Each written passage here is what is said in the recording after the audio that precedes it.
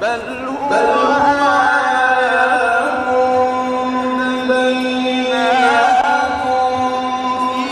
في صدور الذين أوتوا العلم وما يجحد بآياتنا إلا الظالمون.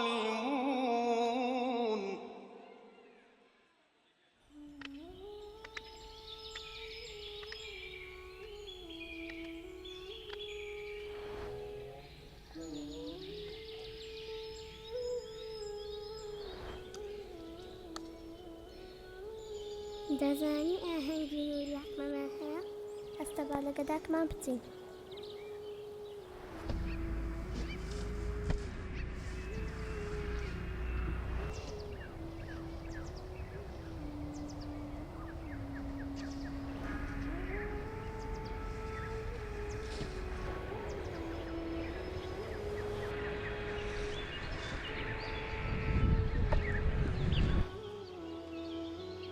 دەزانی ئەوڕۆ ئاهەنگی نووری حکمەیە؟ با لەگەڵ بابمان بچین.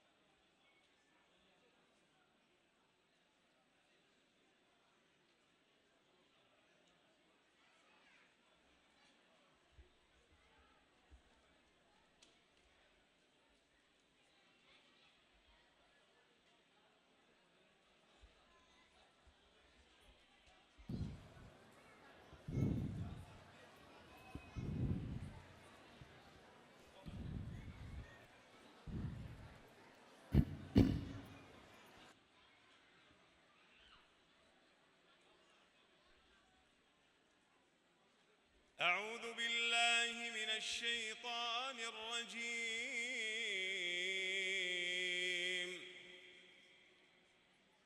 للذين استجابوا لربهم الحسنى والذين لم يستجيبوا له لو أن لهم ما في الأرض جميعا ومثله معه لافتدوا به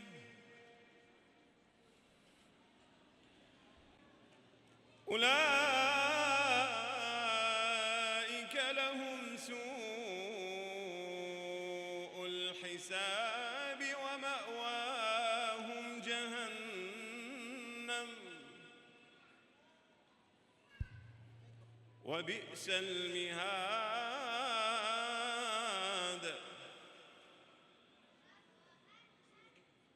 أفمن يعلم أنما أنزل إليك من ربك الحق كمن هو أعمى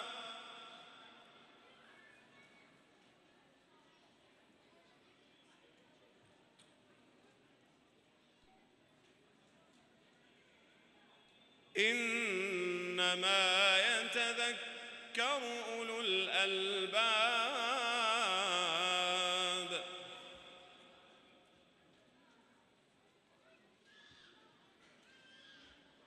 الذين يوفون بعهد الله ولا ينقضون الميثاق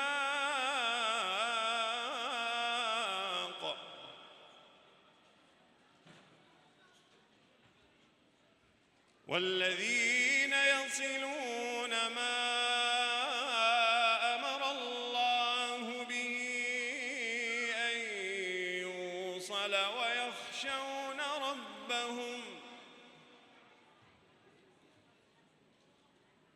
ويخشون ربهم ويخافون سوء الحساب الحساب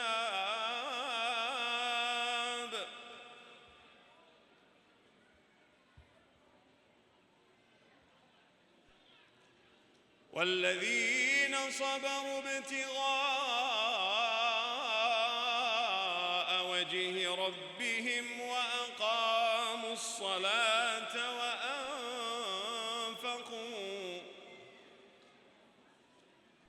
وأنفقوا مما رزقناهم سرا وعلانية ويدرؤون بالحسنة السيئة أولئك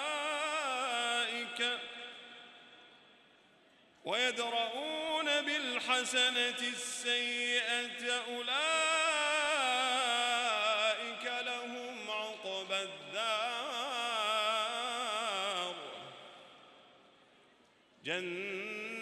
جنات عدن يدخلونها ومن صلح من آبائهم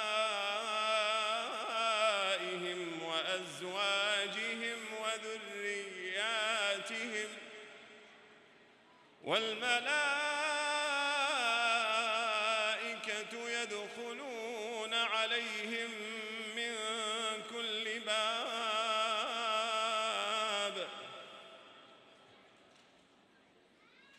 سلام عليكم بما صبرتم فنعم عقبى الدار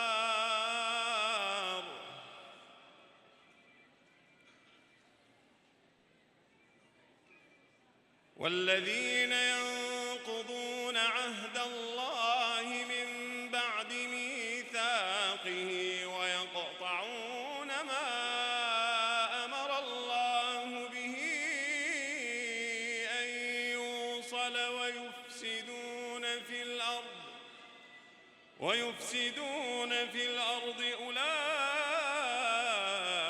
لهم اللعنة ولهم سوء الدار الله يبسط الرزق لمن يشاء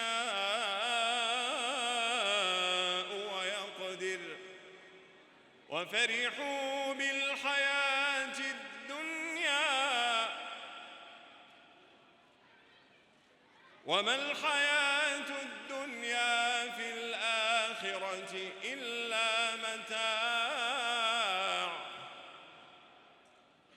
ويقول الذين كفروا لولا أنزل عليه آية من ربه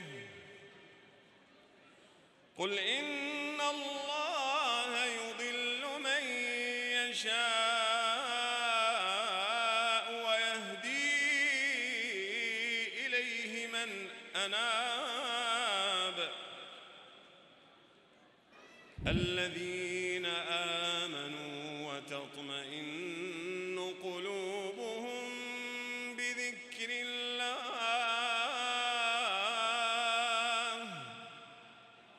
ألا بذكر الله تطمئن القلوب صدق الله العظيم. الله تبارك الرحمن. نشكر أستاذنا فضيلة الشيخ الدكتور أيسر على التلاوة العطرة التي قدمها لنا، ونشكره على قدومه من بغداد خصيصاً لهذا الحفل. أسأل الله تعالى أن يجازيه خير الجزاء. سپاس بۆ بەڕێز شێخ دکتۆر ئەیسەر بۆ ئەم تیلاوە خۆشەی کە پێشکەشی کردین، و سوپاسی دەکەین کە بەڕێزیان لە بەغدادەوە بە تایبەت بۆ ئەم ئاهەنگە هاتوون. لە خوای گەورە داواکارین کە بە باشترین شێوە پاداشتی بداتەوە.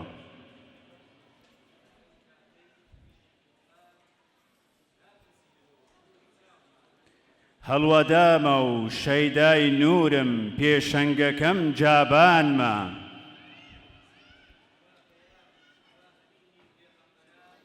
نوری حیکمە ماڵ و جێمە ڕۆشنایی چاوانمە،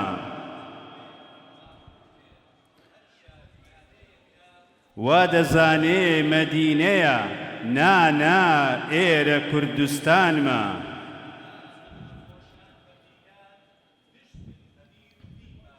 بە کردار پێیان دەڵێن وا بۆنەی قورئانمە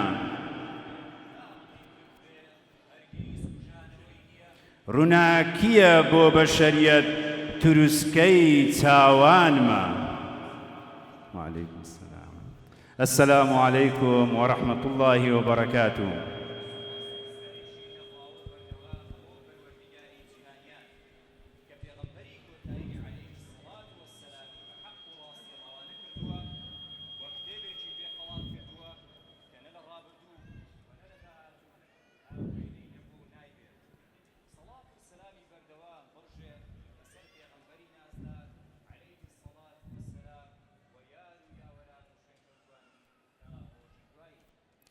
بەڕێزان لە گشت چین و توێژەکان لە هەر شار و شارۆچکەیەکی ئەم نیشتیمانەوە هاتوون ئامادەبوونتان بەڵگەیە لە ڕێزگرتنی هەڵگرانی ئەم پەیامە هاتنی یەکە بە یەکەتان بەرز دەنرخێنین و لە قوڵایی دڵمانەوە پێتان دەڵێن یاخوا بەخێربێن سەرچاوانمان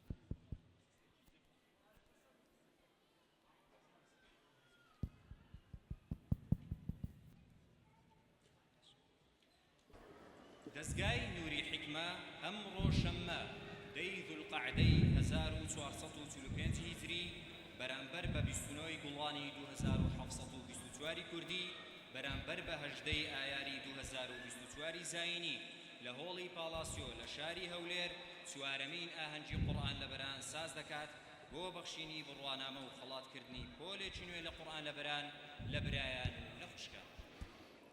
أيها الضيوف الأعزاء والحضور الكرام تقوم مؤسسة نور الحكمة للتربية والثقافة اليوم السبت الموافق 10 من ذي القعدة 1445 الهجري مقابل 18 من آيار سنة 2024 الميلادي بإقامة حفل نور الحكمة الرابع لمنح شهادة الحفظ وتكريم زمرة جديدة من حفاظ القرآن الكريم. نرحب بكم جميعاً ونسأل الله المولى أن يجازيكم على حضوركم وحسن استماعكم.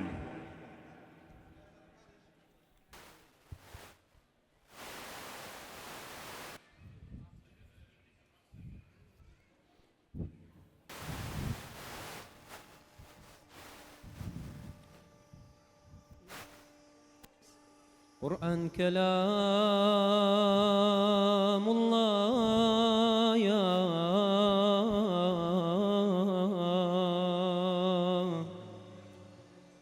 رزقاري ميت دايا قرآن نور سرايا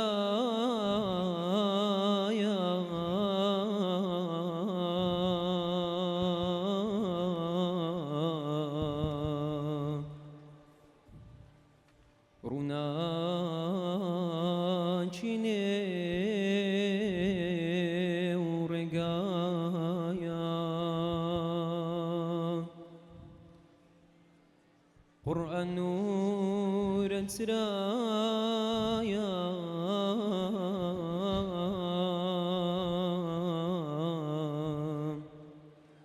روناچيني ورقايا قرآن كلام الله يا رزقاري ميتدايا قرآن كلام الله يا رزقاري ميتدايا قرآن نور ترايا رونا چين ورقايا قرآن نور ترايا رونا چين ورقايا رونا چين ورقايا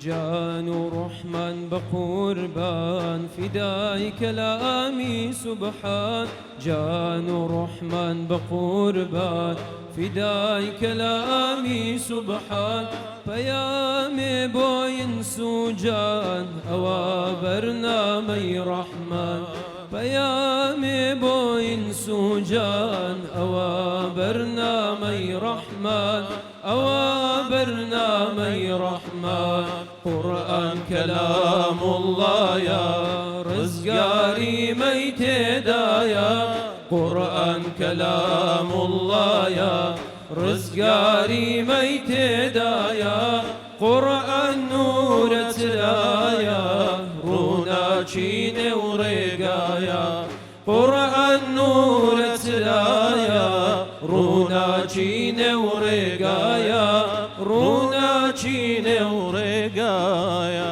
صاحبي أم قرآنا رحمانا ومهربانا صاحبي أم قرآنا رحمانا ومهربانا أواي لقى القرآنا هميشا شاد مانا أواي لقى القرآنا هميشا شاد مانا هميشا شاد مانا قرآن كلام الله يا رزقاري ميتدايا قرآن كلام الله يا رزقاري ميتدايا قرآن نور ترايا رونا چين ورقايا قرآن نور ترايا رونا چين ورقايا رونا چين ورقايا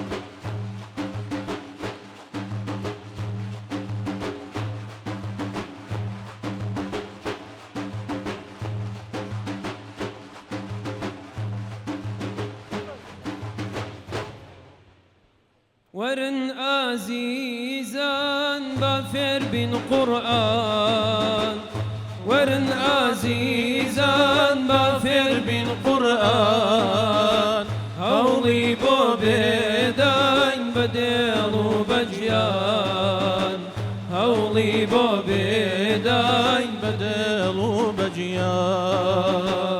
بهر بيتي دخير وإحسان بو من دانو سيخ خدای میهرەبان قورئان دەرمانی هەموو دەردانە ساڕێژی زامی گشت زەمدارانە ساڕێژی زامی گشت زەمدارانە وەرن عەزیزان با فێر بین قورئان وەرن عەزیزان با فێر بین قورئان هەوڵی بۆ بێداین بە دڵ و بە گیان هەوڵی بۆ بێداین بە دڵ و بە گیان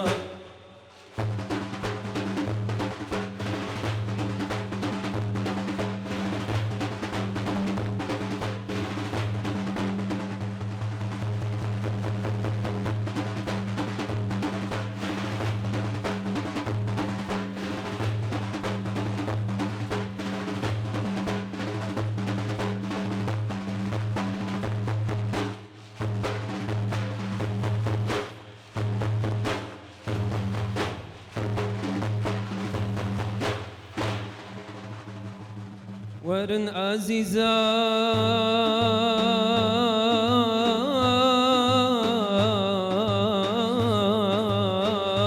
عەزیزان بە فێر بین قورئان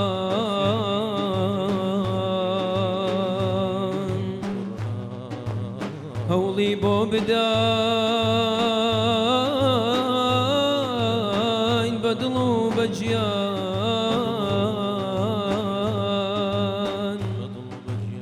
هەوڵی بۆ بداین بە دڵ و بە گیان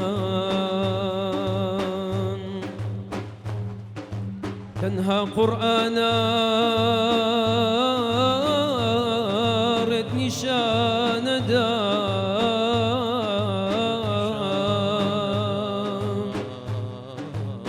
لە ڕۆژی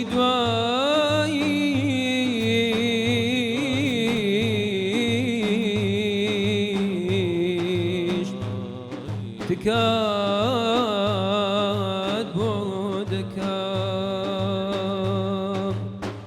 ئەوانەی کاوە هاوڕێی قورئانن بێگومان دۆستی خوای میهرەبانن تەنها قورئانە ڕێت نیشانەدا لە ڕۆژی دواییش تکات بۆ دەکەم لە ڕۆژی دواییش تکات بۆ دەکەم وەرن عەزیزان با فێر بین قورئان وەرن عەزیزان با فێر بین قورئان هەوڵی بۆ بێداین بە دڵ و بە گیان هەوڵی بۆ بێداین بە دڵ و بە گیان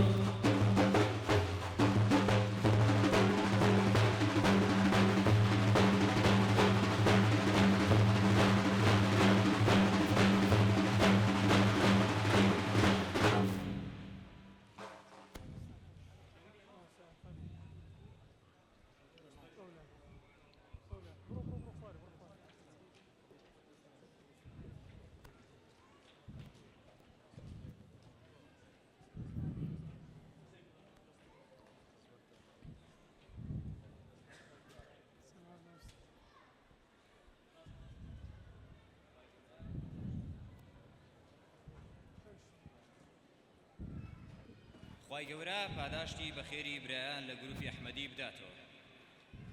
بەڕێزان داوا لە ئەندامانی لیژنەی باڵای هەڵسەنگاندنی قورئان لە بەران دەکەین بفەرمونون بۆ سەر ستەیج بۆ پێدانی بڕوانامە بە قورئان لە بەران.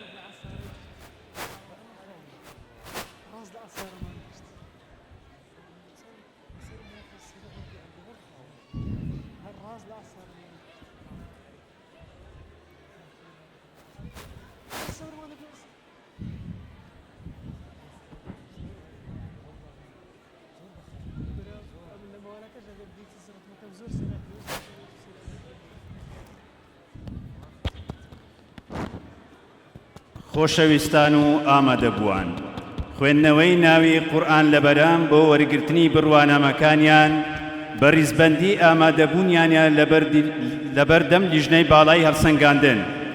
سەرەتا داوا لە بەڕێز دکتۆر عەبدوڵڵا حەداد دەکەین کە سەرۆکی دەزگای نووری حیکمەیە و لە هەمان کات سەرۆکی لیژنەکەیە بفەرمێ بۆ پێدانی بڕوانامە. فەرموو کاکتەر.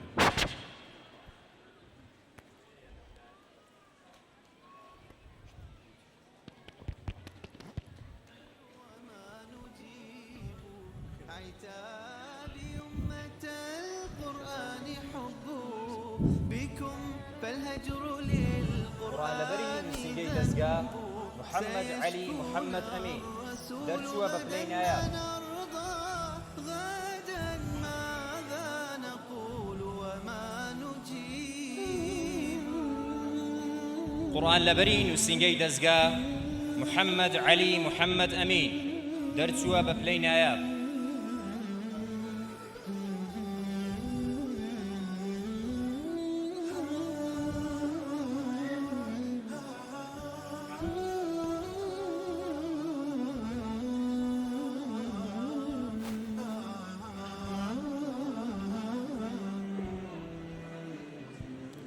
قورئان لەبەری نووسینگەی دەزگا ئازاد ئیسماعیل ساڵح دەرچووە بە پلەی زۆر باشە.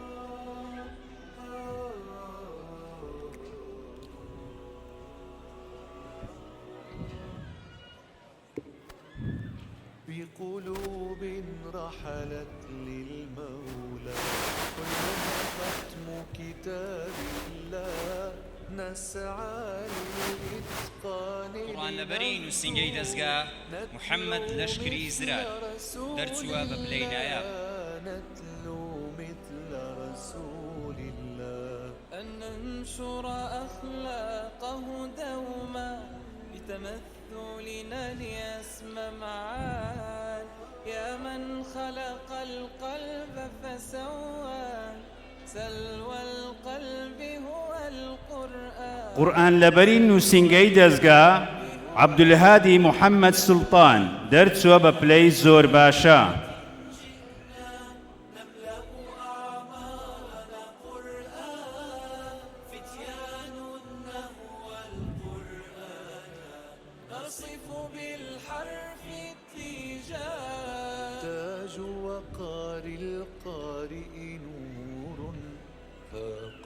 قرآن لبرين وسنجي دزقا مالك جوهر جعفر درسوا ببلي زور باشا الشمس ضياء اللمعان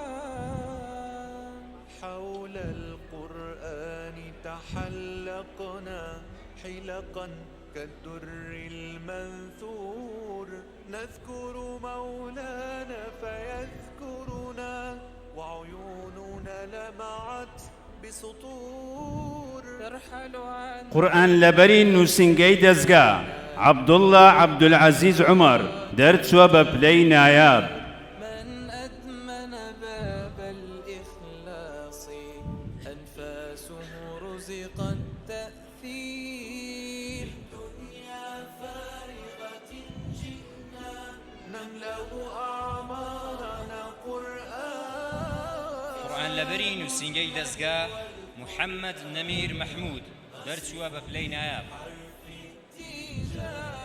تاج وقار القارئ نور فاق الشمس ضيا اللمعان فاق الشمس ضياء اللمعان. قورئان لەبەری نووسینگەی دەزگا ئیسماعیل حوسێن عوثمان دەرچووە بە پلەی زۆر باشە.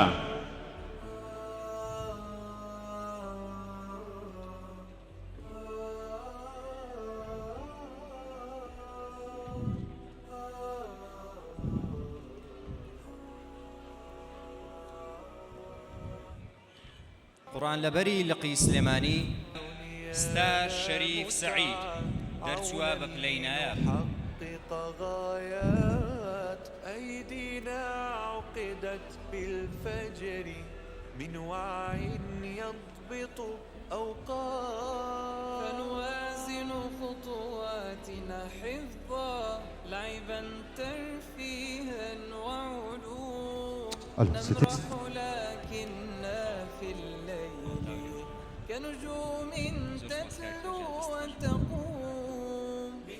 داوا لە زۆر بەڕێز مامۆستا وەلی شەمسەدین ئەندامی لیژنەی باڵای هەڵسەنگاندنی قورئان لە بەران دەکەین. فەرمێ بۆ پێدانی بڕوانامە. قورئان لەبەری نووسنگەی دەستگا صلاح الدین محەممەد عەلی دەرچووە بە پلەی زۆر باشە. تاج وقار القارئ نور فاق الشمس ضيا اللمعان. فاق الشمس ضيا اللمعان. قورئان لەبەری نووسنگەی دەستگا محەممەد هێمن طاهیر دەرچووە بە پلەی زۆر باشە.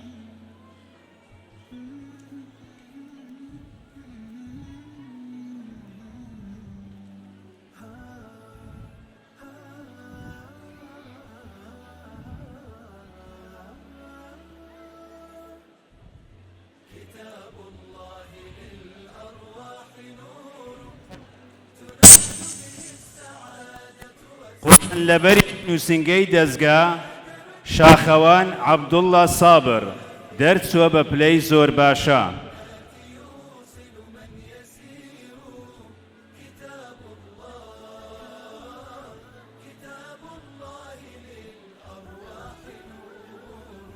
تبارك مودع البركات فيه فليس لفضله أبدا قصور. فمن بركاته عقل سليم ورأي صائب فكر منير. قورئان لەبەری نووسنگەی دەستگا بەدران نووری تۆفیق دەرچووە بە پلەی زۆر باشە. صائب فكر منير. فيا من أقبلوا للحفظ بشرى فإن السعي منكم لا يبور. قورئان لەبەری لقی شۆڕش محەممەد عەبدوڕەحمان محەممەد ئەمین دەرچووە بە پلەی نایە. العجور وأقبلت العطايا والأجور.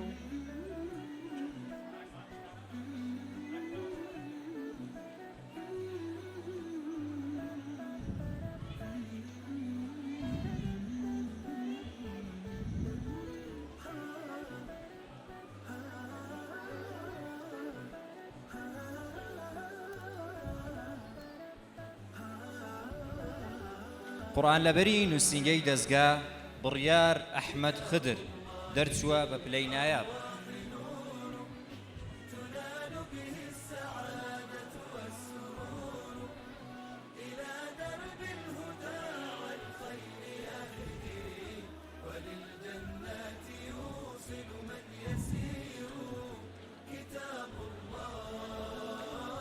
قورئان لەبەری نووسنگەی دەستگا سامیە عوثمان ئیبراهیم دەرچووە بە پلەی نایاب. له كانت قبورا فأحياها وكان به النشور.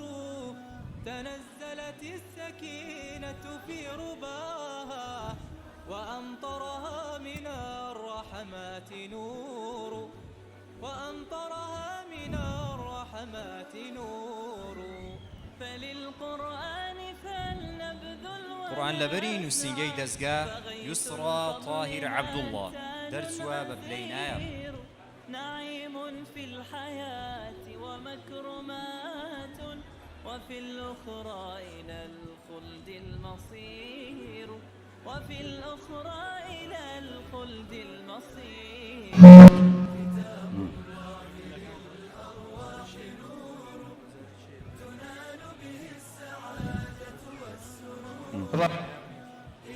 قورئان لەبەری نووسنگەی دەستگا نەجیبە عەبدوڵڵا حوسێن دەرچووە بە پلەی زۆر باشە.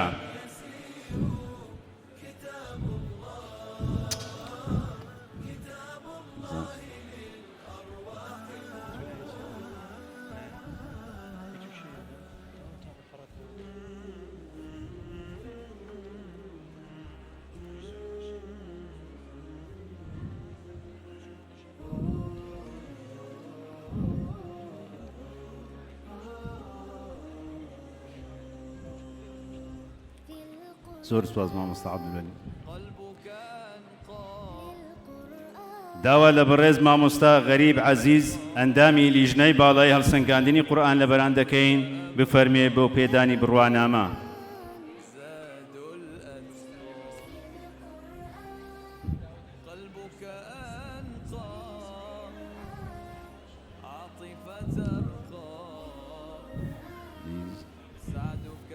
قورآن لەبەری نووسینگەی دەستگا سنار قادر مستەفا دەرچووە بە پلەی زۆر باشە.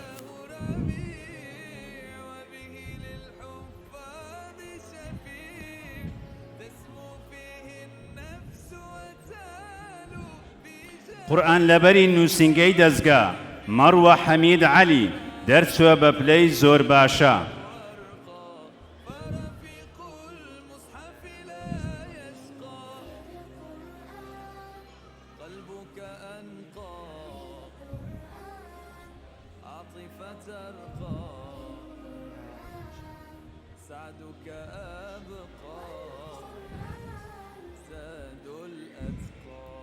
قورآن لەبەری لقی سلێمانی کۆچەر سابر محەممەد ئەمین دەرچووە بە پلەی نایاب.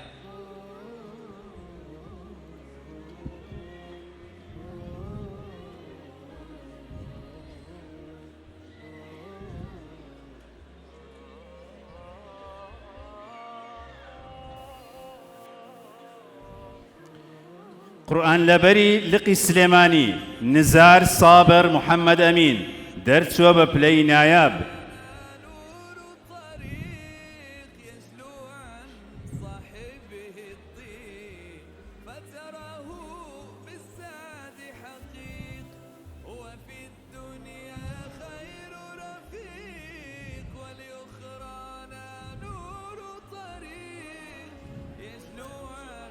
قورآن لەبەری نووسینگەی دەستگا تریفە ئیبراهیم حوسێن دەرچووە بە پلەی زۆر باشە.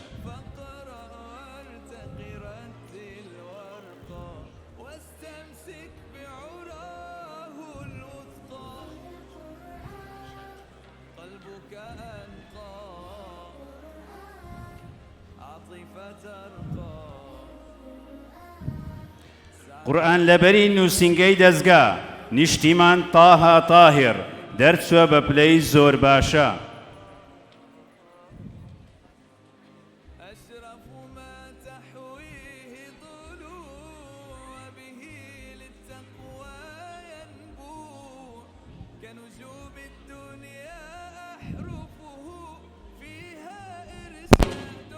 قورآن لەبەری نووسینگەی دەستگا بشڕا غەضبان جاسم دەرچووە بە پلەی زۆر باشە.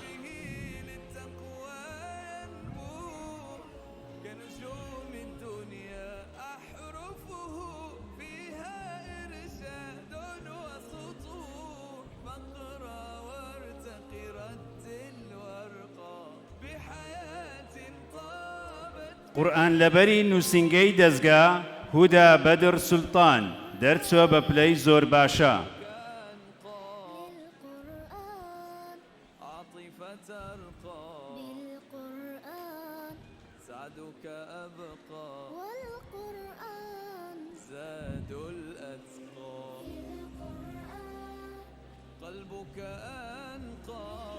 خی گەورە پاداشتی زۆر بەڕێزان مامۆستایان لە ئەندامی لیژنە بداتەوە و پیرۆزە ئەو بڕوانامە پڕشکۆیە لە قورئان لەبەران.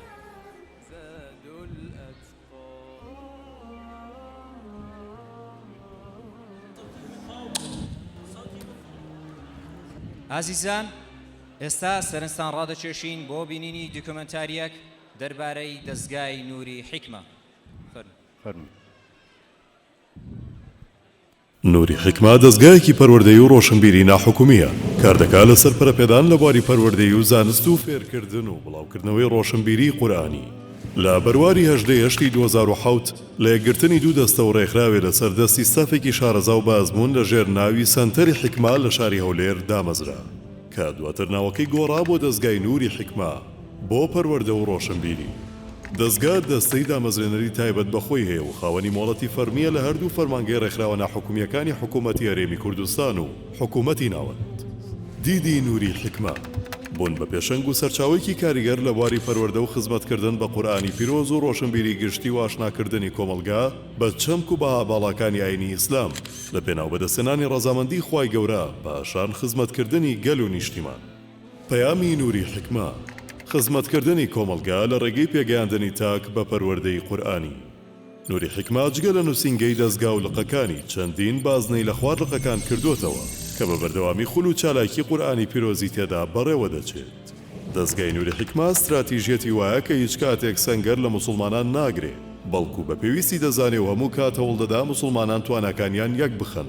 بۆیە لە ساڵی 2009 بنکەی ئیستیقامە لە هەولێر و لە ساڵی 2019 ڕێکخراوی حکمە لە دەڤەری ڕابەڕین هاتنە ناو پرۆژەی نووری حکمە.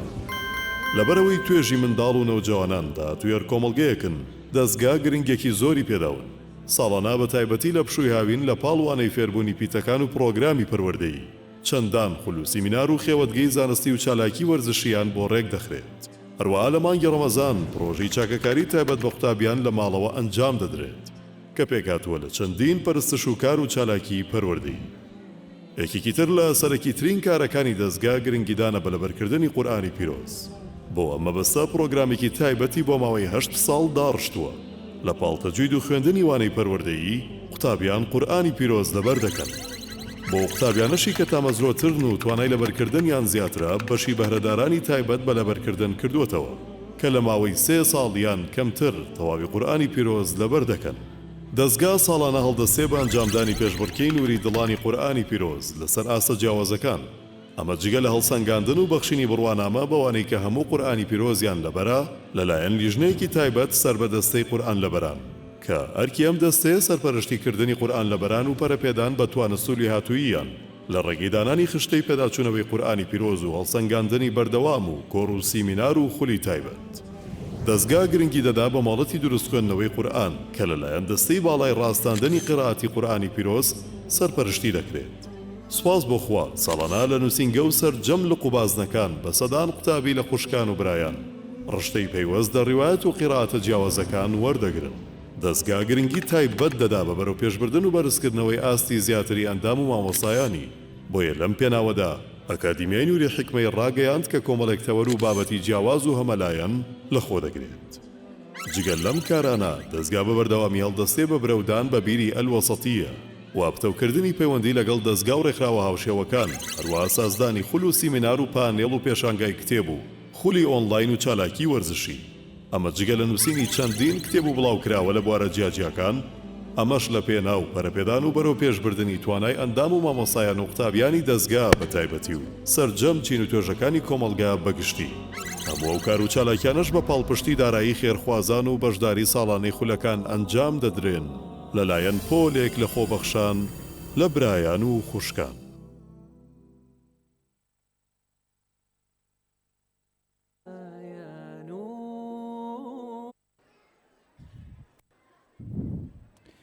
خوای گەورە بەرەکەت بخاتە دەستگاکەمان. ئێستا داوا لە بەڕێز دکتۆر عەبدوڵڵا حەداد دەکەین سەرۆکی دەستگای نووری حکمە بفەرمێ بۆ پێشکەشکردنی وتە بەخێرهێنان و چەند ئامۆژگاریەک.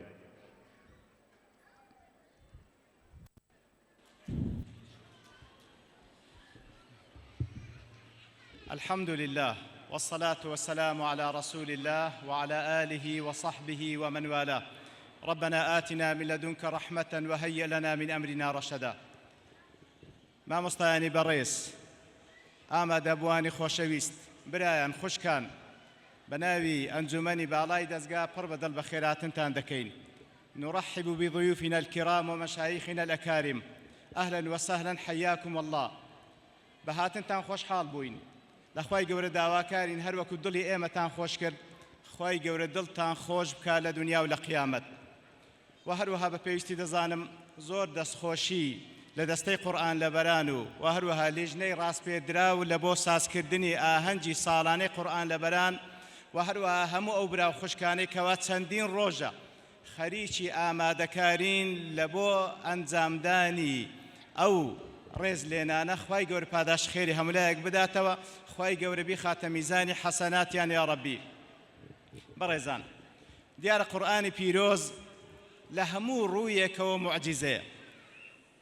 یەک لەو لایەنانەی دیارە معجزەی قورئانی پیرۆز بە حکمەوەی کەوا کەلام الله تەأسیر و کاریگەریەکی عەجیبی هەیە لەسەر دڵ و دەروون و لاشەی ئینسانەکان بە مەرجێک ئەو کەسە خاوەنی دڵێکی زندیبی یان گوێ لە قورئانی پیرۆز بگریتن دڵیشی ئامادەبی ئیتر کاریگەریشی عەجیب دەکا وەکو لە وەصفیدا خوای گەورە سبحانه وتعالى دەفەرمی الله الذي نزل أحسن الحديث كتابا متشابها مثاني تقشعر منه جلود الذين يخشون ربهم ثم تلين جلودهم وقلوبهم إلى ذكر الله لو يتمشاذكي أو بيغمبري خومان صلى الله عليه وسلم كاتك واجوي لو آتاني سورة النساء دبيلا ابن مسعود خويل رازيبي حتى دقات وآتي فكيف إذا جئنا من كل أمة بشهيد وجئنا بك على هؤلاء شهيدا پیغمبر صلى الله عليه وسلم دفرمي حسبك إنزا ابن مسعود دفرمي كسرم برز كردو دبينم فإذا هو عيناه تذرفان صلى الله عليه وسلم فرميسك بساو مباركاني دين أخواري أو پیغمبر إخوائي صلى الله عليه وسلم كاتك كوري عبد الله كوري شخير كاتك وشويك دستمز قود دبيني خريشي شونويجا پیغمبر صلى الله عليه وسلم دفرمي سمعت لصدره أزيزا كأزيز المرجل من البكاء سبحان الله دنجي قرياني پیغمبر صلى الله عليه وسلم ناو سينجي بوشيويك ووصفي دكا أو عمري كوري خطاب أخوالي رازيبي كاتك واليك لو شواني كلنا مدينة دا سورة ولا مالك دا جويل يدبي كسك سورة الطور دخويني توا بسم الله الرحمن الرحيم والطور وكتاب مسطور في رق منشور والبيت المعمور والسقف المرفوع والبحر المسجور إن عذاب ربك لواقع ما له من دافع إمام عمر دوستي دفرمي قسم ورب الكعبة حق إنزا پشت بدوارك ودنيو دمێکی چاک لەوێن دەرێ ڕادەوەسی ئەوەی لەگەڵی دەفەرمی فەرمو با بڕۆین دەفەرمی تەواو ئەو شەو دەچمەوە ماڵێ لە ماڵ دەکەوی و یەک مانگ خەڵکی دەچن سەردانی دەکەن لە تەسیرە و قورئانێک کە جۆی لێبوو ئیتر وهاکەذا قورئانێکە کاتێکەوە ئەهلی کتاب گوێیان لێ دەبی تەڕا ئەعیونهم ئەوانەی کە منصفن لە ئەهلی کتاب تەڕا ئەعیونهم تەفیض من الدمع مما عرفوا من الحق كاتك وأهل علم منصف جويان لدبي قل آمنوا به أو لا تؤمنوا إن الذين أوتوا العلم من قبله إذا يتلى عليهم يخرون لله سجدا سجد بخواي قردبا سبحانه وتعالى يتر لحر لا يكباس دك قرآن بيروس هر معجزة لولا أنيك زیاتر لە 1435 ساڵ بەسەر هیجرەتی پێغەمبەردا تێپەڕیە صلی الله عليه وسلم ئینجا ئەو قورئانە کە ئەو هەموو دوژمنەی هەبووە هەر لە ئەبوو جەهل و ئەبوو لەهەبەوە بگرە بە درێژایی 1435 ساڵ هەتا دەگاتە ئەو کەسانەی کەوا بەدەستی شکایان قورئان دەسووتێنن هەتا ئەو کەسانەی کەوا بە هەموو هێز و توانای خۆیان محارەبەی ناوەڕۆکی قورئان دەکەن بەڵام لەگەڵ ئەوەشدا قورئانی پیرۆز هەر دەمینێ ئەوانەی کە دژایەتیشی دەکەن ئەوانەی کە دژایان کردیە و دەشیکەن دەچنە ناو زبڵدانی مێژوو قورئانیش هەر دەمینێ وەلەو کەریهە الکافرون لەبەرەوەی خوای گەورە فەرموویتی ئینا نەحن نەزەلنا الذیکرە وئینا لەه لەحافیظون هێز و توانا و دەسەڵاتێک نییە بتوانی لە ناوی بە هەتا ئەو کاتێ خوای گەورە بەرزی دەکاتەوە سبحانه وتعالى كاتكوا حجاج لا يقلو تاركاني دلي اتهام ابن الزبير ذكا دلي إن ابن الزبير يبدل كلام الله ابن الزبير ديوي كلامي خواي قورة تبديل بكا ابن عمر خواي رازي بلخوي لبابي دفرمي كذب الحجاج درويكر حجاج ابن الزبير لا يبدل كلام الله ابن الزبير تبديل هناك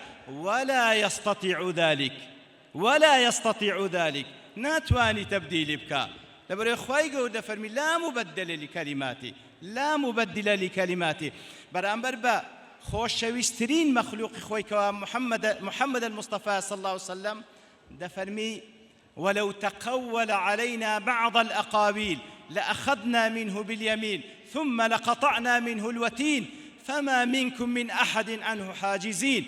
بەرامبەر بە ئەشرەفی خەلق کە حاشاه اشتوا بکە، بەڵام خوای گەورە بەیانی منهەج دەکا کە ئەگەر لەوی قبول نەکرێ لە هیچ کەسێکی دیکە قبول ناکرێ و هیچ هێز و دەسەڵاتێک نییە ئەو قورئانە تەبدیل بکە و بیگۆڕی لا مبدل لکەلیماتی، نە لە ئینس و نە لە جن. خوای گەورە سبحانه وتعالى بڕیاریدا دەی پارێزی و دەشی پارێزی هەتا ئەو ڕۆژێکەوە بەرزی دەکاتەوە. لێ تەماشا دەکەی چەندین دەستگا و بنکە و چەندین سەنتەر لێرە و لە هەموو سەرڕووی زەوی خوای گەورە سبحانه وتعالى مسەخەری کردینە لە بۆ ئەوەی کەوە لە خزمەتی ئەو قورئانەدا بن. چەندین پۆل وەکو ئەو برا خوشکانەی ئێمە لە سەر ڕووی ئەو زەمینە لە هەموو جێگایەک خوای گەورە مسەخەریان دەکا و مشەڕەفیان دەکا ئەو قورئانە لە ناو دڵ و دەرونیان بپارێزن. لەبەرەوەی قورئانە کتێبێکە وەکو لە صحیح مسلم داهاتیە کە پێغەمبەر صلی الله عليه وسلم لەمان دەجێڕتووە کە خوای گەورە پێی دەفەرمی وأنزلت عليك كتابا لا يغسله الماء. کتابێکم لۆت دابەزاندیە ئاو نایشواتەوە، بەڵێ ئاو دەتوانین سەحیفەکان بشواتەوە بابڕین لاپەڕەکان بسڕیتەوە، بەڵام چی لەو قورئانە دەکا کە ناو دڵ و دەروونەکان جێگیری کردیە لا يغسله الماء. وهروها لێرەشدا ڕووی ئامۆژگاریم لە برایان و خوشکانم دەکەم، لە برایان و خوشکانی قورئان لەبەر لە منطلقی الدين النصيحة، وهروها لە منطلقی وذكر فإن الذكرى تنفع المؤمنين وأوانش أهل بإذن خوالي ويكواسول لو ئامۆژگاریانە وەربگرن. لۆیە أذكركم وأذكر نفسي پێش هەموو شتێک الإخلاص الإخلاص الإخلاص. والله صد زار لەسەر یەک بڵێنەوە الإخلاص هێشتا هەر کەمە. واوەیلا واوەیلا بەدبەخت بەخۆت ئەگەر بێت ئەو کارت کردێ مەبەست خوا نەبووە. واوەیلا کەواتە ئیخلاص لەبەرەوەی ئەلا لله الدين الخالص، طاعەتی خالص نەبی خوای گەورە وەری ناگری. أنا أغنى الشركاء عن الشرك من عمل عملا أشرك فيه معي غيري تركته وشركه. خوای گەورە قبولی ناکا لە بۆ هەر کارێک شەریکێکی لە بۆ بڕیار بدەی خوای گەورە لێ دەردەچی دەفەرمی لە بۆ شەریکەکەی بی ئەم بێنیازم و نامەوێ. ئیتر الإخلاص پێش هەموو شتێک. وهروها لە خاڵێکی دیکە باش بزانە ئەو شەڕەفەی کە خوای گەورە بە توی بەخشیە والله شەرەفێکە ما بعده شەرەف، ما بعده شەرەف. هیچ کەسێک لەو دنیا باشتری پێ نەبەخشرایە. ئەگەر وا تێبگەی کەسێک هەیە لە ئەهلی دنیا لە تو باشتری پێبەخشرایە بەڕاستی ئەوە ئیهانەیە لە بۆ خۆت والعیاذ بالله کە لە تو ناوەشێتەوە. لەبەرەوەی خوای گەورە لە باسی قورئاندا دەفەرمی هو خەیر مما يجمعون. ئەو قورئانە زۆر چاکترە لەو هەموو دنیای ئەهلی دنیا خڕی دەکەنەوە.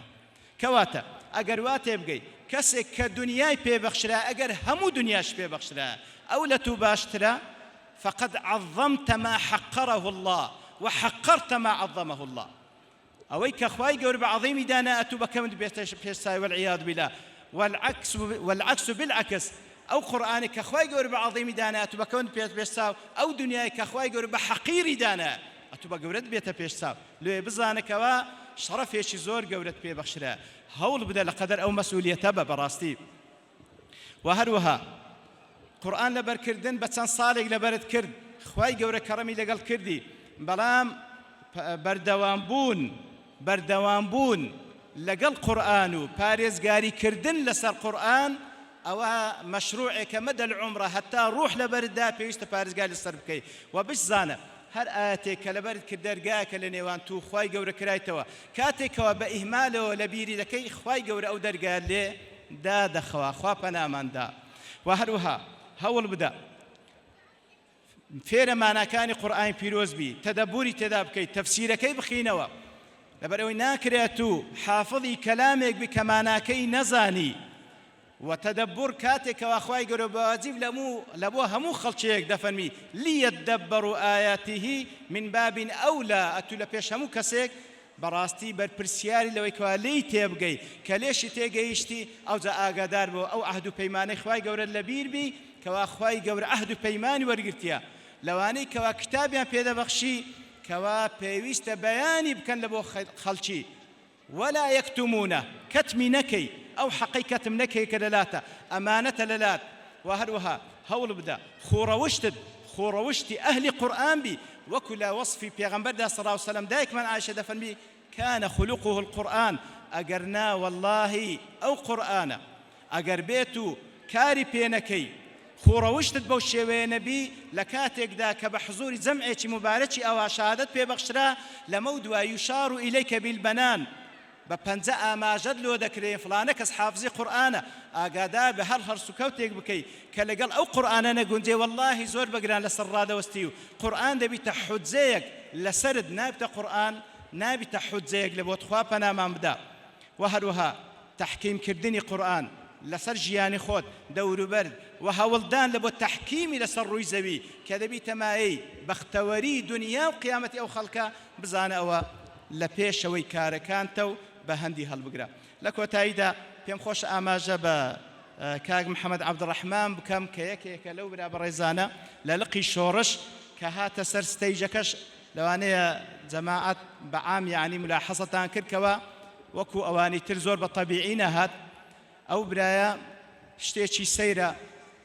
بيركول يعني طبيعينية سبحان الله طبيعينية نقصينا هالسكوتي بلام قرآني بيروز والله لليجنا كاتك وبرسيار من لذكر والله بدق من هبو لي باشتر بي زور عزيبة لقرآني بيروز لوش عجيب ترد الله سبحان الله مرازعش ناكاتو هر كاتك ليه ده برسي هم آياتا كان دزاني يتر اويش براستي معجزية خواي قوري سبحانه وتعالى نشان من دا لخواي قوري ده باريم وخواي قوري ليان قبول بكا وبيش يندلهم او ريز ليناني كاستالير لبوتان كراوة ريز ليناني بشر ولقدرت وانا بيما خوش بزور زيادة بي والله مودلت وانا من داهي ريز ليناني حقيقي وراستقينتان لا رب العالمين لروج قيامتك كاتك واخواي قربيتان دفرمي اقرأ وارقى ورتل كما كنت ترتل في الدنيا فإن منزلتك عند آخر آية تقرأها بإذن الله لأخواي قردا وكارم آما دبوان أوي كلير دا موجود بون أواني كلير دا آما دبون أوي كواجوان لإيميا أواني كوا ضليان بوكار خوشا يا ربي خوايا أو شرف بهموان ببخشي كواسين جيان بري قرآن بكيو شرف حفظ قرآن بيروز بهموان ببخشي وبارك الله فيكم دوباره بخير بين وصلى الله وسلم على نبينا محمد وعلى آله وصحبه أجمعين وآخر دعوانا الحمد لله رب العالمين.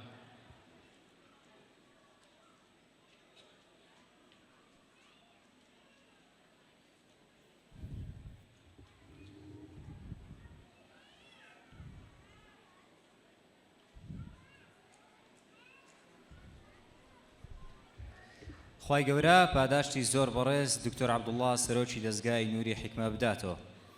خۆشەویستان بۆ ئاگاداربوون لە چۆنیەتی بەڕێوەچوونی هەڵسەنگاندنی ئەم ساڵ بەیەکەوە بینەری دوکۆمنتاریەک دەبین فەرموو. فويل للذين يكتبون الكتاب بأيديهم ثم يقولون هذا من عند الله ليشتروا به ثمنا قليلا. هەڵسەنگاندنی قورئان لە بەران بۆ ساڵی 2024 دەزگای نووری حیکمە هەر لە سەرەتای دامەزراندنیەوە لە ساڵی 2007 گرنگجێکی تەواو و تایبەتی بە پەروەردە و لەبەرکردنی قورئانی پیرۆزداوە و پرۆگرام و بەرنامەی تایبەتی بۆ داناوە.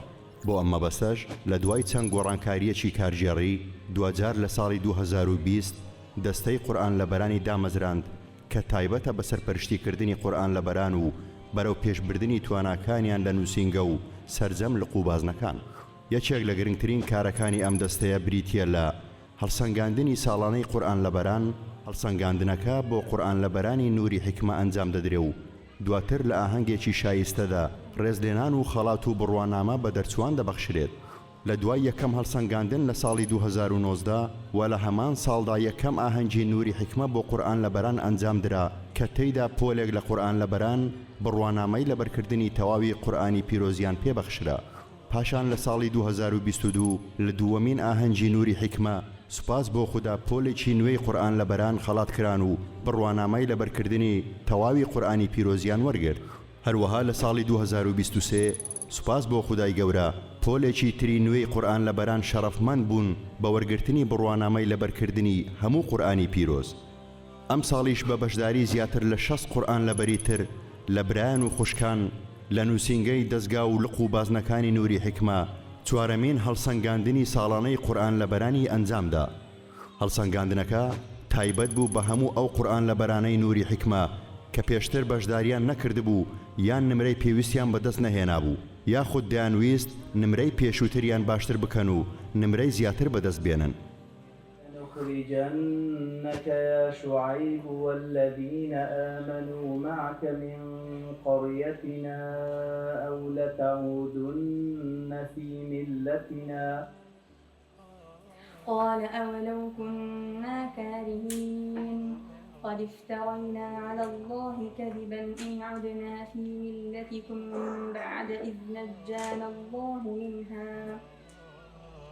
هەڵسەنگاندنەکە لەلایەن لیژنەی باڵای هەڵسەنگاندنی قورئان لەبەران ئەنجام درا کە پێک هاتبوو لە بەڕێزان دکتۆر عەبدوڵڵا حەداد سەرۆکی لیژنە، مامۆستا وەلی شەمسەدین ئەندامی لیژنە، مامۆستا غەریب عەزیز ئەندامی لیژنە. لە هەڵسەنگاندنی ئەم ساڵ 61 قورئان لەبەر هەڵسەنگاندنیان بۆ کرا و لە خولی یەکەمدا 25 قورئان لەبەر و لە خولی دووەمیش 9 قورئان لەبەر توانیان نمرەی پێویست کە لە 185 بوو بەدەست بێنن بۆ دەرچوون.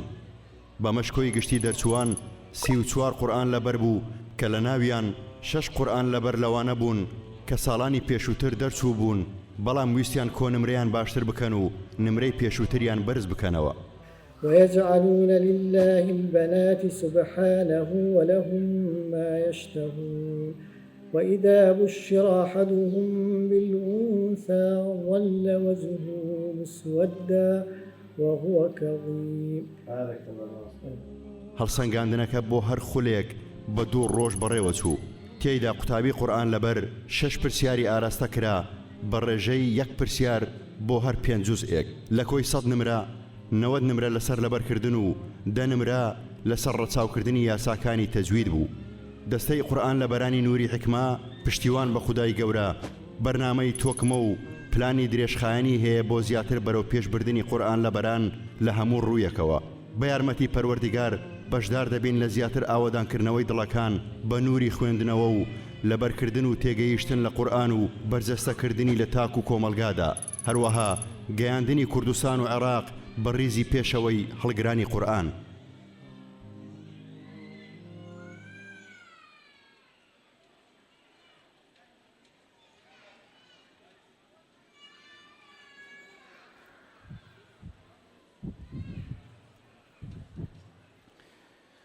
بەڕێزان بێگومان هەموو قورئان لەبەران و ئێوەی بەڕێزیش ڕەنگە بپرسن کە ئایا دەستگای نووری حکمەت چی بۆ ئەو قوتابیە قورئان لەبەرە نوێیانە دەکات کە لە هەڵسەنگاندنی ئەم ساڵ دەرچوون. بە دڵنیاییەوە ئەوان شایەنی باشترین خەڵات و دیارین، بەڵام ئەم ساڵ خەڵاتەکان بە تیر و پشک دەبێ بۆ ئەوەی بزانین چ خەڵاتێک ئامادەکراوە و بۆ چەند قورئان لەبەر دەردەچێت. بسم الله الرحمن الرحيم الحمد لله رب العالمين والصلاة والسلام على رسول الله وعلى آله وصحبه ومن اهتدى بهداه. قرآن لبراني بريس آما دبواني تسوار من آهنج نور حكمة بو قرآن لبران بناوي أنزمني باڵای دەستگای نووری حکمە پیرۆزباییەکی گەرم لە هەموو قورئان لەبەران دەکەین بە بۆنەی دەرچوونیان و وەرگرتنی بەرزترین و چاکترین بڕوانامە. داواکارین لە خوای گەورە بەردەوامیتان پێ ببەخشێ و نمونەتان زیاد بکات و سەرفراز و سەرکەوتووی دنیا و قیامەتتان بکات. ئێمە وەک دەستگای نووری حکمە هەموو کات هەوڵمان داوە چاکترین و باشترین دیاری بۆ قورئان لەبەران پێشکەش بکەین، چونکە بەڕاستی شایەنی چاکترین و باشترینن. هەرچیتان بۆ بکرێ هێشتا هەرکەمە. بە هاوکاری و هەماهەنگی لەگەڵ دەستەی قورئان لەبەران و بەڕێزان لە لێژنەی سەرپەرشتیاری ئەم ئاهەنگە هەوڵمان داوە کە ئەگەر هەمووشتان نەبێت زۆرینەتان بێنینە ئەو شوێنە پیرۆزە و زیارەتی ماڵی خوای گەورە و پێغەمبەری خۆشەویست صلی الله عليه وسلم. سوپاس بۆ خوای گەورە لە ماوەی ڕابردوو دەرفەتێک هاتە پێش و بەشێک لە قورئان لەبەرانی ئەم ساڵ ئەو سەفەرە پیرۆزەیان ئەنجامدا. بۆ ئەو قورئان لەبەرانەی ماون ئێستا تیر و پشک ئەنجام دەدەین.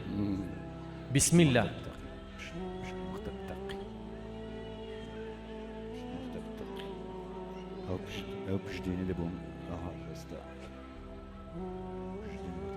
الله ئەکبەر الله ئەکبەر لەو خۆشیەی بەڕاستی کە ئێستا لە ماڵی خوای گەورەی ناغیبتەتان پێدەبین. یا ڕەبی مبارەکتان بی، یا ڕەبی ئەو هەدیەتان شایان بیت و پیرۆستان بی و لێتان قبوڵ بی. خوای گەورە بیکاتە مای بەرەکەت و ڕزق و ڕۆزیتان لە دنیا و لە قیامەت ئینشاء الله. بەڕێزان، ناوی ئەو بەڕێزانەی کە دەرچووینە بۆ ئەو گەشتە مبارەکە بریتیە لە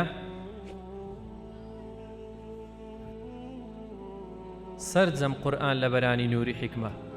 لما بقينا في الحرم كل اللي من حاجة حرم قالها لربه كلمه وارتاح من سرجەم ئەو قورئان لەبەرانەی کە ئەم ساڵ لەم هەڵسەنگاندنە دەرچوون و بەشدارن لەم ئاهەنگی قورئان لەبەرانە چوارەمین ئاهەنگی قورئان لەبەرانی نوری حکمە. بە ناوی خۆمان و سرجەم ئەندامانی ئەنجومەنی باڵای دەستگای نوری حکمە و سرجەم ئەندامانی نوری حکمە لە هەر شوێنێ خزمەت دەکەن و مامۆستایانی بەڕێز پیرۆزباییەکی گەرم ئاراستەی ئەو قورئان لەبەرانە دەکەین. یا ڕەبی مبارەکتان بی. ئینشاء الله خوای گەورە ئەو سەفەرەتان لێ پیرۆز بکات و بیکاتە قسمەتان و ببتە قسمەتی هەموو ئەو بەڕێزانی کە ئێستا جێیان لە دەنگمانە. دەستی هەموو لایەکی خۆش بی.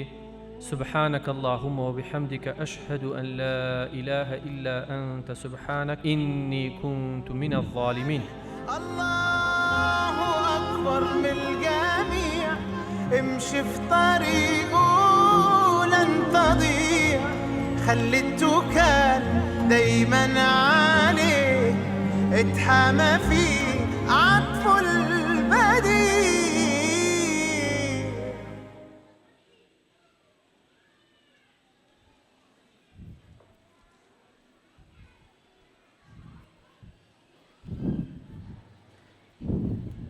یاخوا پیرۆستان بێ ئەو موژدە خۆشە، پیرۆستان بێ ئەو سەفەرە پڕخێر و بەرەکەتە. بەڕێزان، لە پاڵ ئەو قورئان لەبەرە نوێیانە لە هەڵسەنگاندنی ئەم ساڵ ژمارەیەک دەرچووی ساڵانی ڕابردوو بۆ بەرزکردنەوەی نمرەکانیان بەشدار بوون و توانیان کۆنمرەیان بەرز بکەنەوە. لێرەوە داوا لە زۆر بەڕێز دکتۆر عەلی جەلال سەرۆکی دەستەی قورئان لەبەران دەکەین بفەرمێ بۆ پێدانی ڕێزێنان و بڕوانەمە بەو دەرچوانە.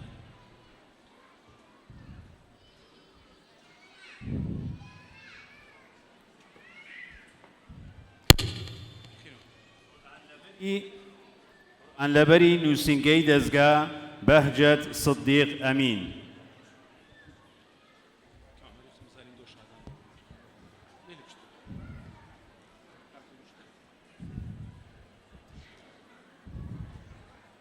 كتاب الله نسعى للإتقان لنغدو نتلو مثل رسول الله. قورئان لەبەری نووسنگەی دەزگا حەنان نوعمان صالح. أن ننشر أخلاقه دوما بتمثلنا ليسمى معان يا من خلق القلب فسواه سلوى القلب هو القرآن سلوى القلب هو القرآن. قورئان لەبەری نووسنگەی دەزگا عامر زوبێر سەلیم.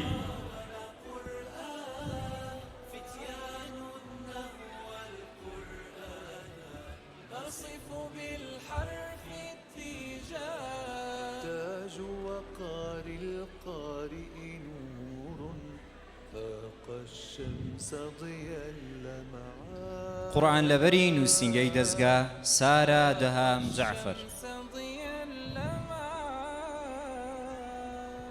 حول القرآن تحلقنا حلقا كالدر المنثور نذكر مولانا فيذكرنا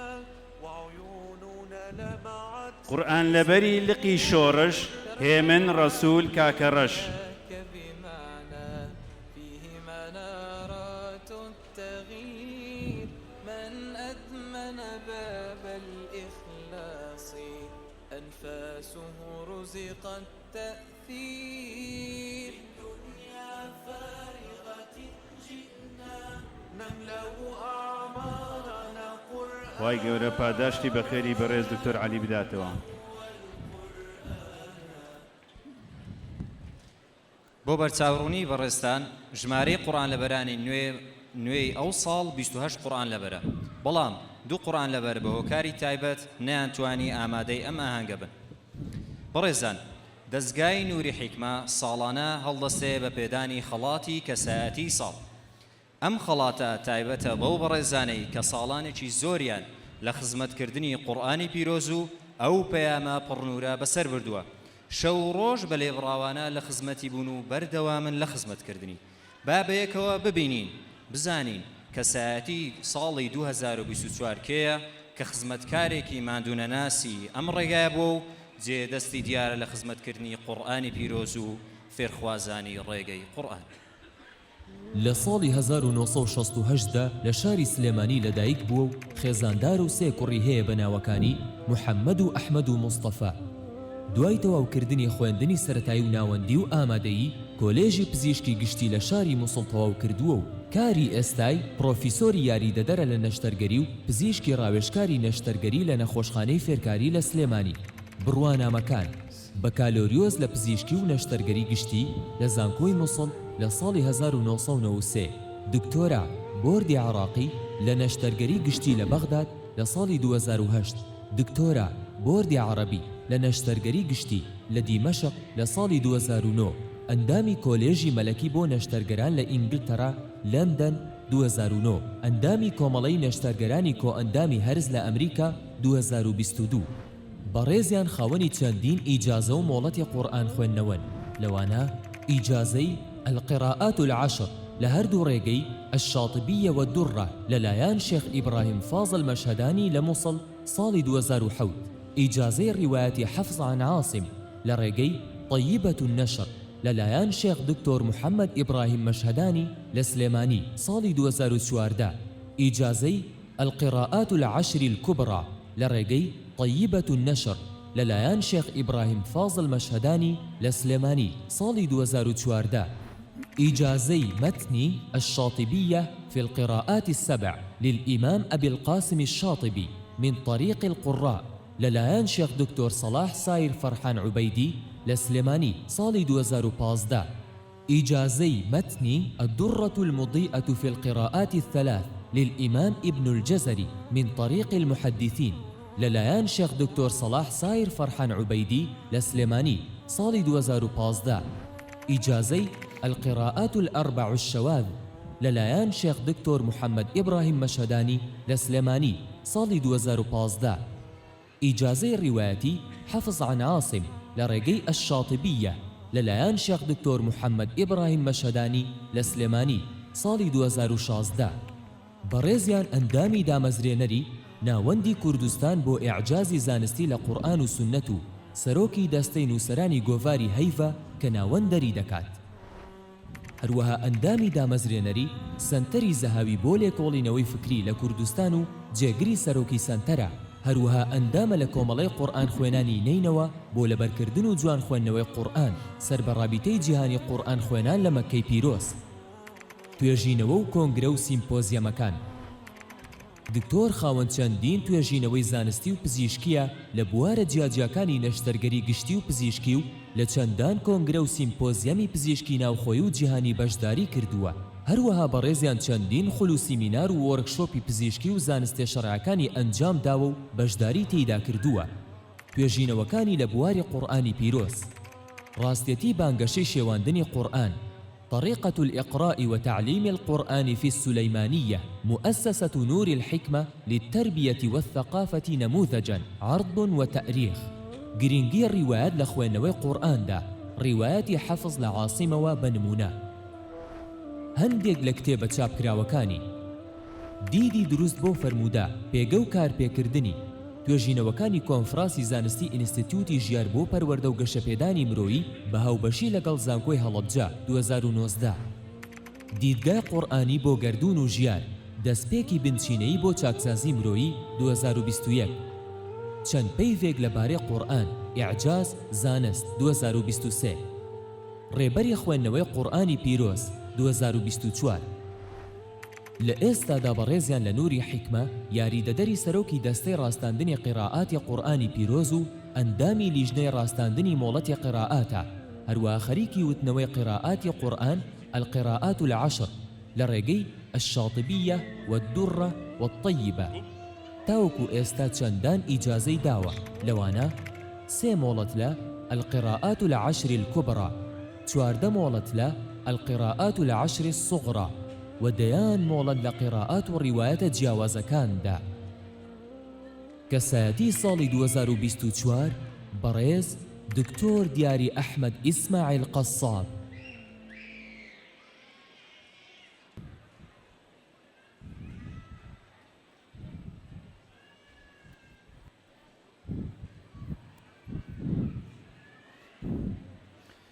دیسان کە دکتۆر عەبدوڵڵای ماندی دەکەین داوا لە بەڕێز دکتۆر عەبدوڵڵا حەداد سەرۆکی دەستگا دەکەین بفەرمێ بۆ پێدانی ڕێزلێنانی کەسایەتی ساڵ.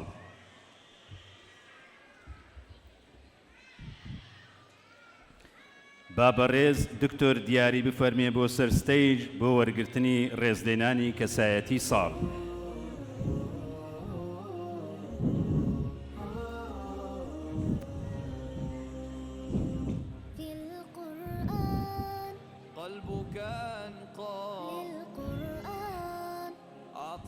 ترقى بالقرآن سعدك أبقى والقرآن زاد الأتقى قلبك أنقى عاطفة ترقى بەڕێزان ئێستاش داوا لە زۆر بەڕێز دکتۆر موفق هەنارەیی کە جێگری سەرۆکی دەستگا دەکەین بفەرمێ بۆ بەخشینی سوپاس و پێزانین بە گروپی ئەحمەدی و داوا لە مامۆستا ئەحمەد هیمداد سەرۆکی گروپی دەفی ئەحمەدی دەکەین بفەرمێ بۆ سەر ستەیج بۆ وەرگرتنی سوپاس و پێزانی.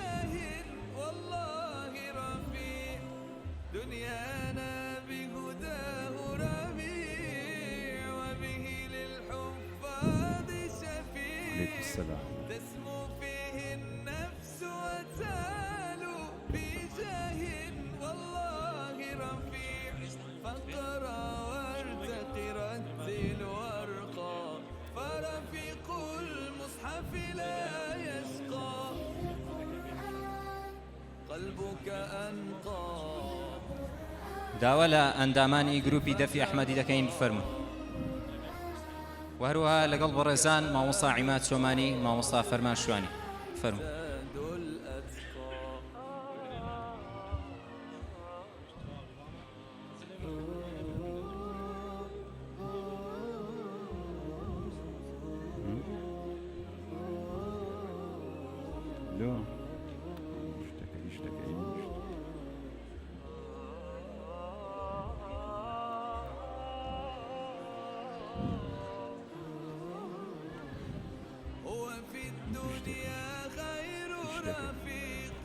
ولأخرانا نور الطريق يجلو عن صاحبه الضيق فتراه بالسعد حقيق هو في الدنيا خير رفيق ولأخرانا نور طريق يجلو عن صاحبه الضيق فتراه بالسعد حقيق فاقرأ وارتق رتل وارقى واستمسك بعراه الوثقى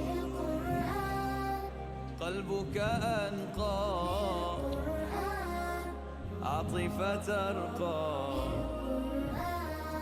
سعدك أبقى زاد الأتقى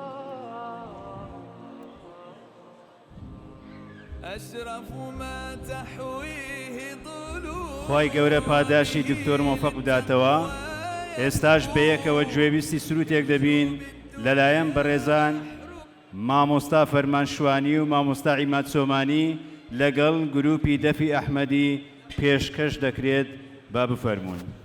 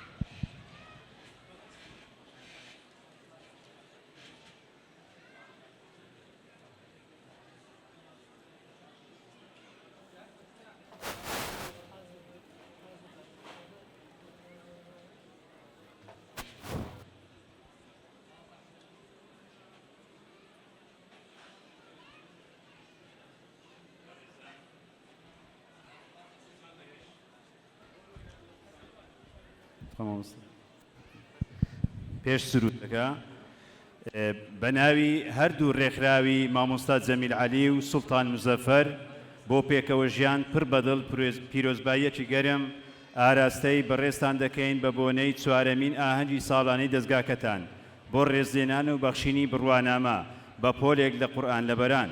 خودای گەورە پاداشتی خێرتان بداتەوە و هەر بەردەوام بێن لەم کارە پیرۆزە.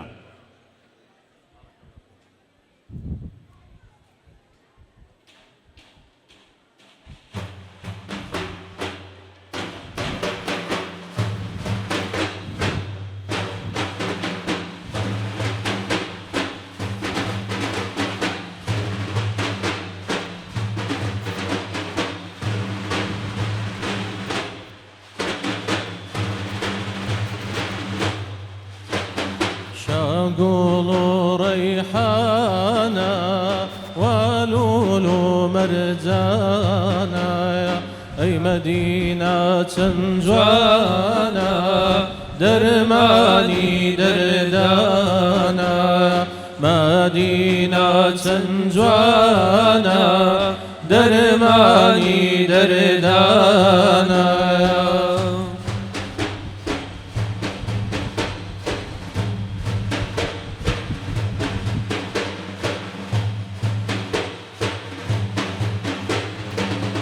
دتما يا مدينة ويسم وبا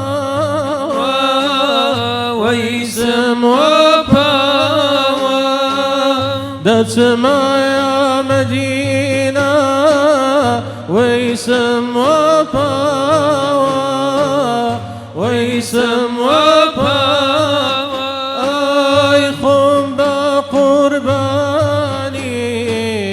محمد ناوى جان خم بقرباني جان محمد ناوى شاقول ريحانا ولول مرزانا مدينة جوانا درماني دردانا أي مدينة جوانا درماني دردانا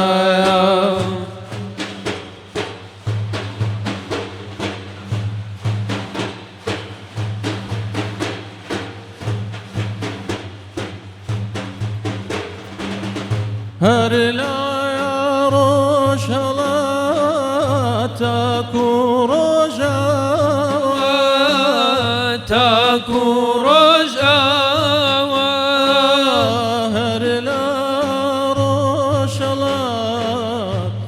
تاكو رجاوة تاكو رجاوة نوري محمد لا دنيا يداوة جان نوري پیغمبر أي لا دنيا يداوة شاقول ريحانا ولولو مرزانا مدينة جوانا درماني دردانا أي مدينة جوانا درماني دردانا يا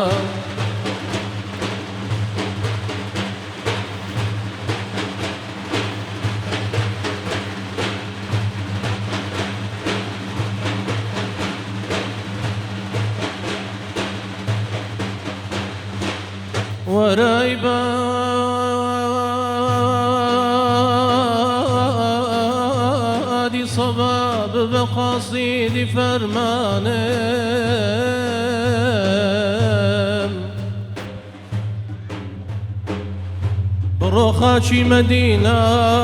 بروخاشي مدينة بولاي جاني جانانم أمان أمان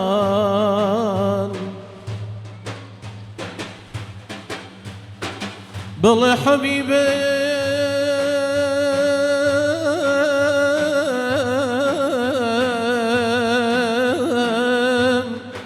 نوري تاوم كل قيدينم بوسنا برسي حالم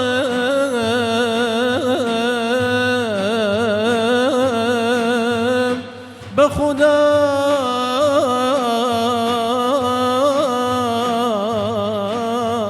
زور پریشانم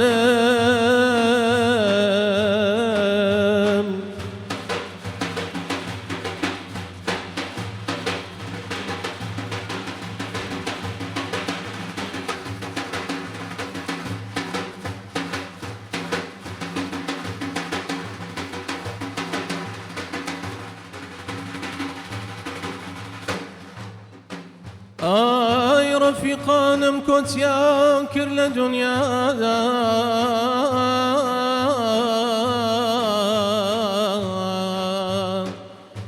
رفيقانم كنت يانكر لدنيا دا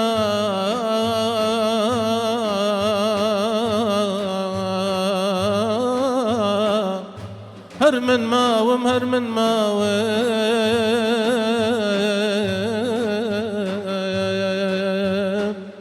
نزيك مرقم ساورواني رحمي خواجانا بيش مردن ياك حسرة من دلما ولد الماء ولد الماء ولد الماء بيش مردن ياك حسرة من دلما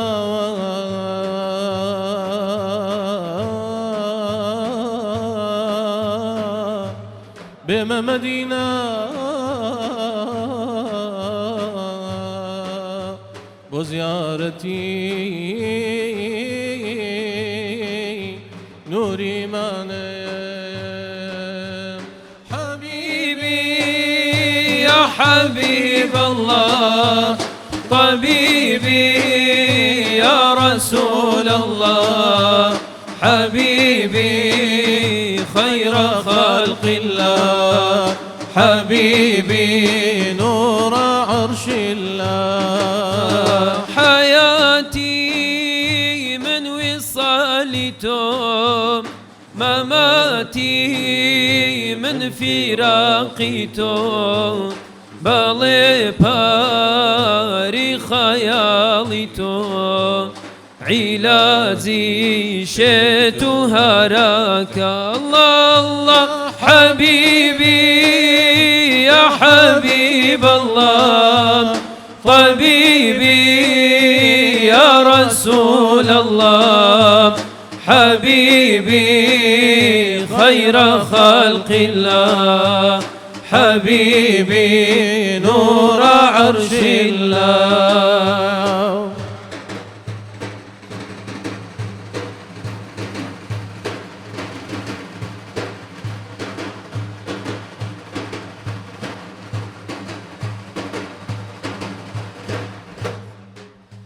لبي خود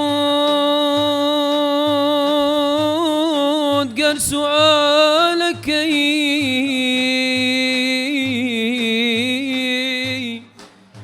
كتونتك صيحتي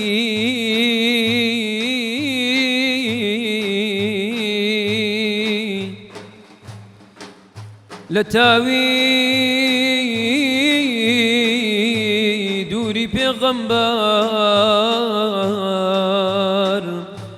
نما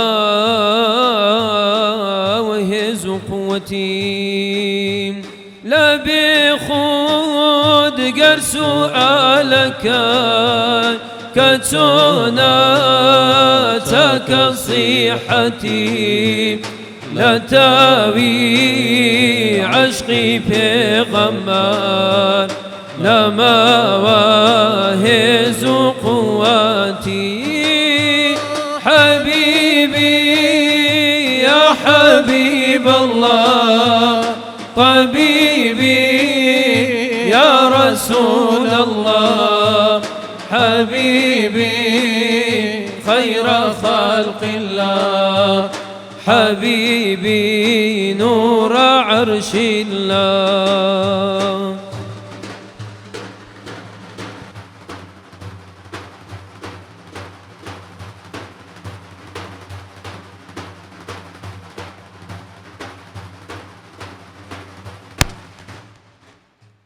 ربي بنرى صلوات صلوات بو حبيبي خوش لقيته أحمد وأسعد محمد محمد مجتبى يا مصطفيتو يوني ونقيتو بمير باني كافي يا ابو مبتلايتو نوني قيتو بمير باني كافي يا ابو مبتلايتو سرو يجو باران الارزين الارزين لا شرميش ني بالايتو ربي بنرى صلوات صلوات بو حبيبي خوش لقيته أحمد وأسعد محمد محمد مجتبى يوم اصطفيته يا صاحب سيدة مولانا بوهم عالم مولايته صاحب سيدة مولانا بوهم عالم مولايته أم جهانا شاي ظلماتا ظلماتا قرن بنوري ترايتو ربي بنرى صلوات صلوات بو حبيبي خوش لقيتو أحمد وأسعد محمد محمد مجتبى يوم اصطفيته يا مزمل بو خلاتك يا مدسر بو كلايتو يا مزمل بو خلاتك يا مدثر بو كلايتو يا صينا لقبي تشريفه تشريفه طه بو بدري قنايتو ربي بنرى صلوات صلوات بو حبيبي خوش لقيته أحمد وأسعد محمد محمد مجتبى يا مصطفيته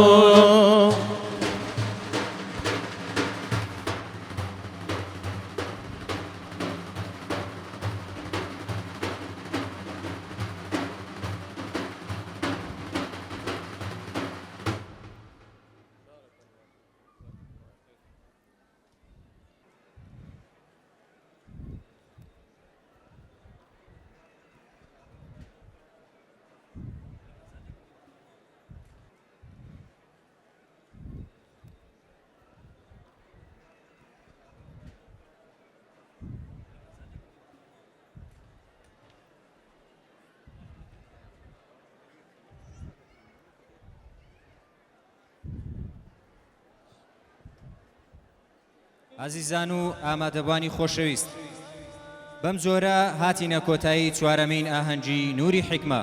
خوای گەورە پاداشتی هاتن و ئامادەبوونی هەموو لایەک بداتەوە و سوپاسی کەناڵەکان و دەستگاکانی ڕاگەاندن دەکەین بۆ ڕووماڵکردنی ئاهەنگەکە بە تایبەت ئەو کەناڵانەی کە بە شێوەی ڕاستەخۆ ئاهەنگەکەیان دەگواستەوە و داوا دەکەین کە هێمنی هۆڵ بپارێزن لە کاتی وێنەگرتن پیاوان و ئافرەتان تێکەڵ نەبن. والسلام عليكم ورحمة الله وبركاته.